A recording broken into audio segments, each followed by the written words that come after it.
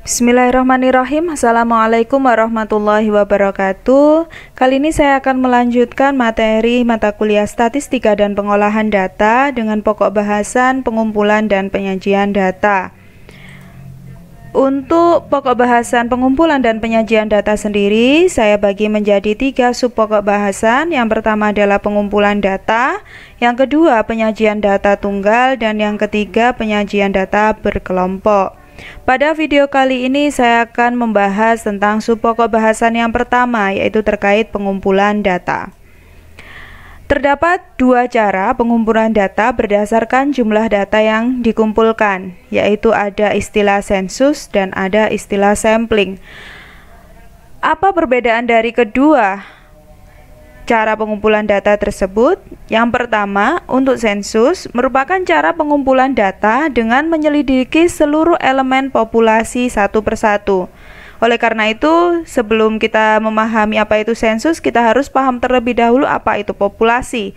Populasi adalah keseluruhan unsur-unsur yang akan diteliti dalam waktu tertentu.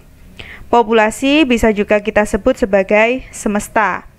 Contohnya misalkan saya punya populasi mahasiswa Universitas Muhammadiyah Surabaya. Artinya apabila kita melakukan pengumpulan data dengan cara sensus, kita melakukan penyelidikan keseluruhan elemen seluruh mahasiswa Universitas Muhammadiyah Surabaya, kita lakukan penyelidikan pada masing-masing individunya. Sebenarnya istilah sensus ini sudah tidak hal baru yang kita dengar lagi, karena di sini kita sering mendengar kalimat sensus penduduk Indonesia seperti itu. Berarti di situ kalau sensus penduduk Indonesia, populasinya adalah seluruh penduduk Indonesia, dilakukan penyelidikan untuk mendapatkan informasi terkait dengan jumlah penduduk Indonesia dan lain sebagainya. Oke, itu adalah sensus.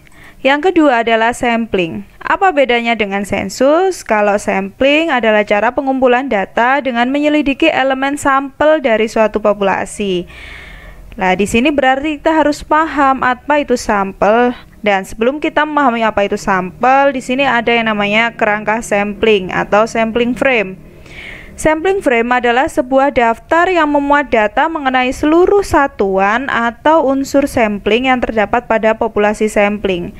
Artinya, pada kerangka sampling ini kita menentukan kriteria dari sampel kita. Contohnya misalkan di sini tadi kita punya populasi mahasiswa Universitas Muhammadiyah Surabaya. Maka untuk kerangka samplingnya adalah, misal yang pertama mahasiswa program studi pendidikan matematika di Universitas Muhammadiyah Surabaya. Lalu saya punya kerangka sampel lagi, yaitu mahasiswa baru di Universitas Muhammadiyah Surabaya, seperti itu. Nah, dari kerangka sampling inilah kemudian kita bisa menentukan sampel kita. Sampel kita apa di sini? Ya, seperti itu. Maka di sini untuk definisi dari sampel adalah bagian dari populasi yang telah diketahui kerangka samplingnya. Jadi setelah kita mengetahui kriteria-kriteria melalui kerangka sampling, selanjutnya kita bisa menentukan sampel kita. Sampel kita contohnya adalah mahasiswa program studi pendidikan matematika semester 1 yang berjumlah 36 mahasiswa.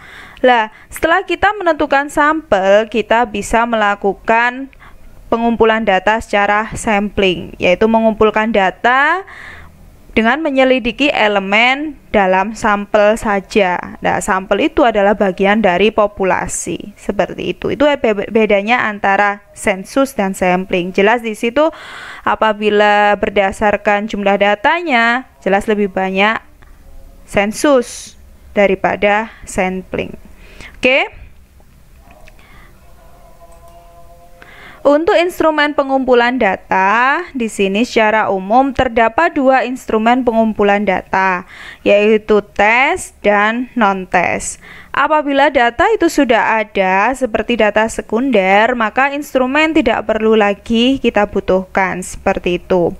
Jadi di sini misalkan ya, kita mengambil data dari BPS. Itu kan sudah ada, artinya kita sudah tidak membutuhkan lagi instrumen pengumpulan data.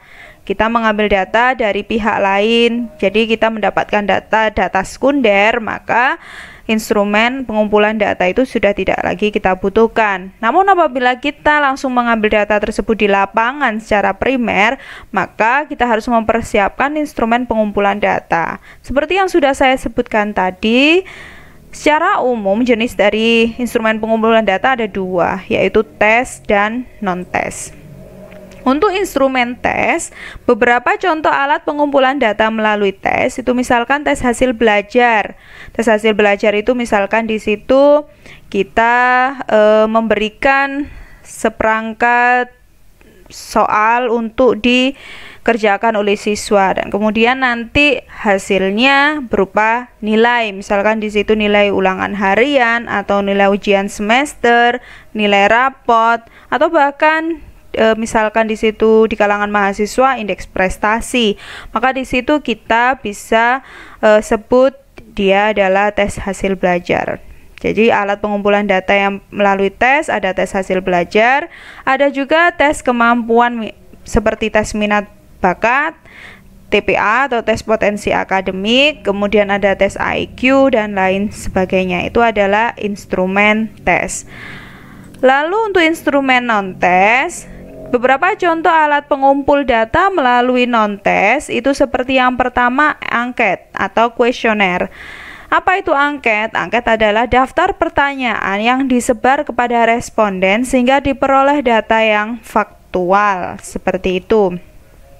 Nah, di sini kita harus menyiapkan pertanyaan-pertanyaan tersebut di angket supaya saat menyebarkan kepada responden itu sudah sesuai dengan tujuan dari apa yang akan kita inginkan, data apa yang kita inginkan, seperti itu.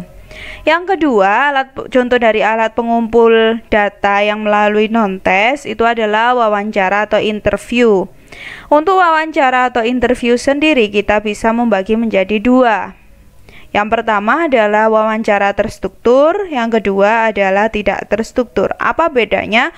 Untuk wawancara terstruktur adalah wawancara yang telah kita sediakan pilihan jawaban sehingga bisa dilakukan dengan tertulis.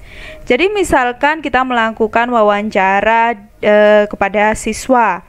Nah, di situ kita ingin mengetahui kemampuan berpikir kritis siswa. Nah, supaya di situ bisa terstruktur ya, supaya bisa siswa tinggal memilih, maka di situ kita lakukan kita susun pilihan-pilihan jawaban yang mengarah ke indikator dari kemampuan berpikir kritis siswa, misalkan seperti itu. Yang kedua adalah wawancara yang tidak terstruktur, yaitu wawancara yang kita tidak menyediakan pilihan jawaban sehingga biasanya dilakukan dengan lisan. Jadi misalkan masih dengan ingin mengetahui kemampuan nalar siswa secara matematis. Setelah mereka diberi instrumen tes, kemudian kita juga melakukan instrumen non-tes yaitu wawancara.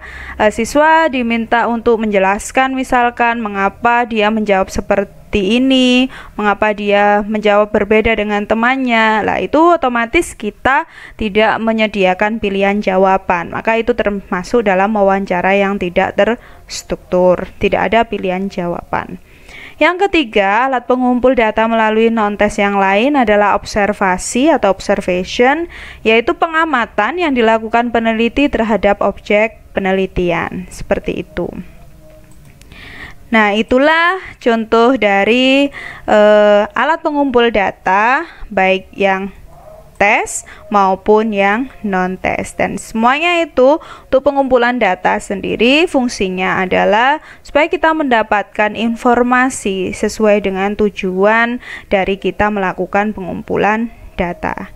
Demikian untuk video yang pertama. Untuk selanjutnya nanti di video kedua saya akan menjelaskan tentang penyajian data tunggal. Terima kasih.